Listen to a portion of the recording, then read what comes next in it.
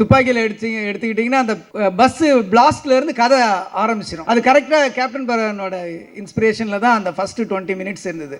அதே மாதிரி ஒரு ஆக்ஷன் ஃபிலிமில் வில்லன் இறந்துட்ட பிறகு படம் இருக்காது. வில்லன் தான் ஹீரோவோட எனிமி, அவன் தான் கதை.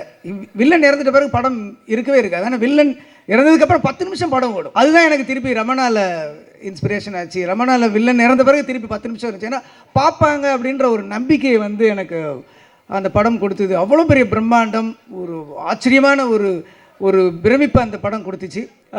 அந்த அந்த படத்தில் வந்து லியாகத் அலி கான் சாரோட வசனம் ஆகட்டும், நான் ஒரு ஷோவில் வந்து லிட்டரலாக என்னன்னு 36 இடத்துல கிளாப்ஸு டயலாக் மட்டுமே இருந்துச்சு. ஸோ அப்படிப்பட்ட ஒரு அற்புதமான படம். அந்த படத்தை பண்ணிட்டதுக்கப்புறம் அதே கேப்டனை வச்சு நான் ஒரு டைரக்ட் பண்ணுவேன் அப்படின்றதும் எனக்கு ஒரு கனவாக இருந்தது.